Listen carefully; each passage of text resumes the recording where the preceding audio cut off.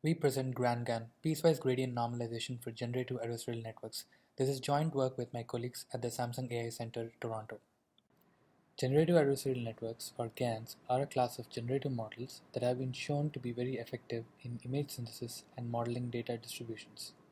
However, training such networks still proves to be quite hard, and the generative network G ends up being suboptimal quite often during training. The training dynamics of the generator network G depends on the gradients of the loss function. This consists of two terms.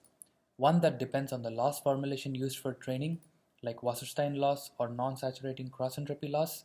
Another term that depends on the gradients of the discriminator or critic network with respect to its inputs. Therefore, the role of D is not only to classify the real samples from the fake, but also admit a well-behaved input gradient that G relies on for learning. Towards this goal, various works have focused on either improving the discriminator architecture or introducing novel constraints to stabilize the gradients passed backwards to G in training. In a similar spirit, in this work, we focus on constraining D and introduce our method called gradient normalization, or GRAN. Existing works constrain the Lipschitz constant of the discriminator or critic D either by softly constraining the gradient norm with gradient penalties or by layer-wise constraints like spectral normalization. Such methods face a few downsides. Gradient penalties do not guarantee exact enforcement and are usually computed over a small set of real and fake samples generated at a given training iteration. Therefore, their domain must shift to catch up to G in training. Spectral normalization, on the other hand, guarantees each layer to be one Lipschitz but constrains processing at individual layers. Moreover, the tight upper bound of the Lipschitz constant of the network progressively shrinks with the increasing depth of a generic multi-layer network. This in turn can cause gradient attenuation. For more details, refer section 5 of our paper.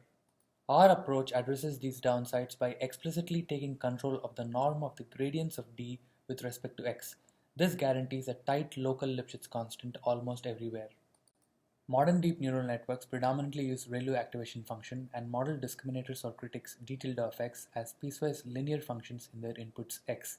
So each piece may be written down as a linear layer where w sub x and b sub x are effective weights and biases of that piece and are piecewise constant in x.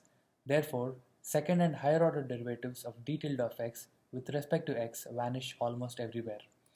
Note that the gradient of d tilde of x with respect to x retrieves the effective weight vector for that piece. We present our method called gradient normalization, or GRAN, for piecewise linear networks. The gradient normalized discriminator is defined by d of x, which is a product of the original discriminator output d tilde of x before normalization and a normalizer term, where k is the desired local Lipschitz constant.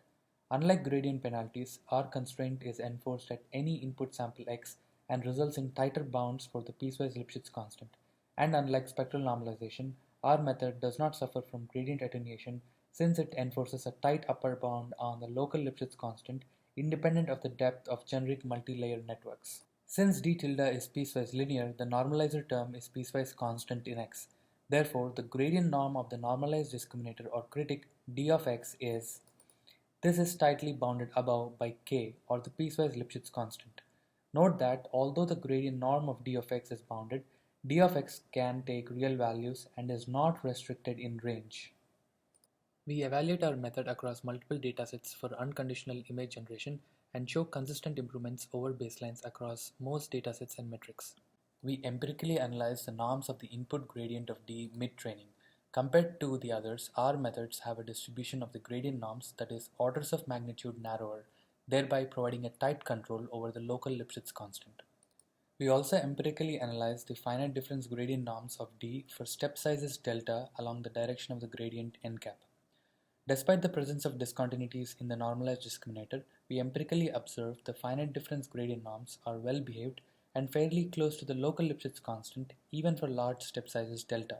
In summary, we introduce gradient normalization, an explicit way to control the gradient of the discriminator, and show that it leads to tight control of the local Lipschitz constant of the discriminator and improved GAN performance. Thank you for your attention.